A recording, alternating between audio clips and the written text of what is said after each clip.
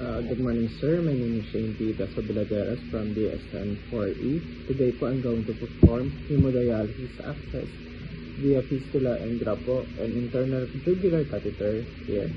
So, start muna po ako sa hemodialysis access via fistula and grap. So, before we start po, dapat po alam natin yung rule of 6. The rule of 6 po is fistula maturation in a guideline po to access the maturation as the intravenous fistula will be supported by the dialysis po. Dapat po yung vein diameter po is 6 cm and also yung vein depth po is 6 cm din also.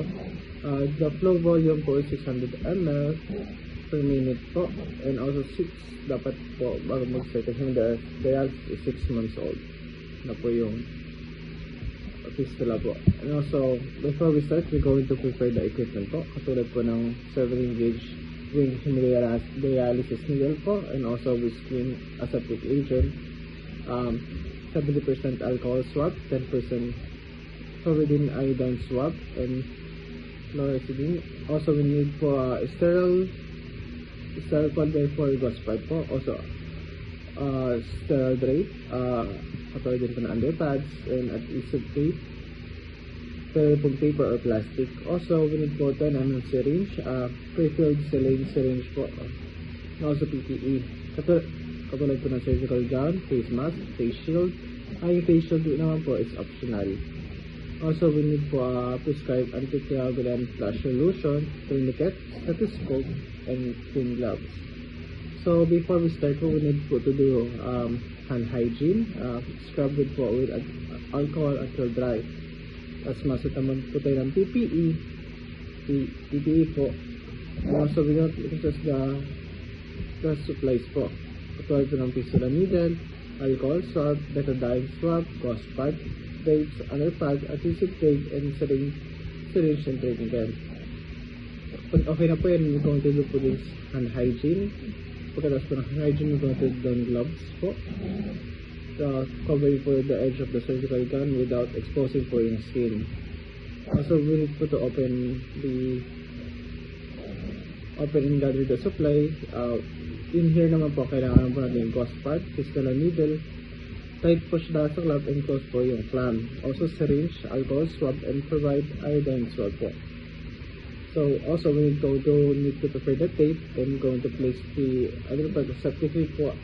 Make it 6 long pieces po ng tape for folding each side. Pag okay man, hanayin ulit, scrub with alcohol until dry po. And also done gloves covering the edge of the surgical gun without exposing the skin.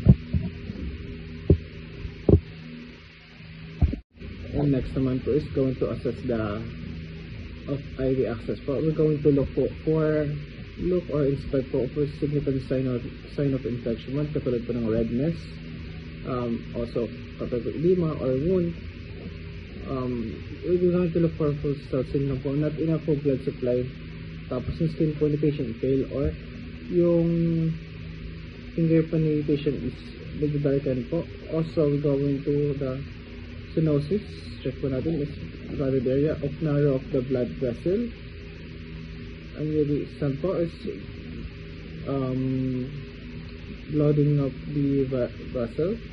Also, we're going to feel or locate po, ipapalpate po natin yung cannula site within use of two finger po. Check po natin if may ramdam po si patient, or also we're going to check the skin temperature. Also, we're going to do po is the chill or vibration caused by the blood flowing to the fistula and graft. Also, we're going to check for the growth of the vessel, which we should put bigger than the needle diameter. And we're going to use our stethoscope to auscultate both hearing the root or whooshing sound from the anastomosis to the vein. It should be stronger until it fade out and become weaker. Also, we need to know what is the direction of the flow. If there's any abnormality on the IP or cannulation, we need to report po to the healthcare team po. So, ma-start na po tayo sa skin preparation.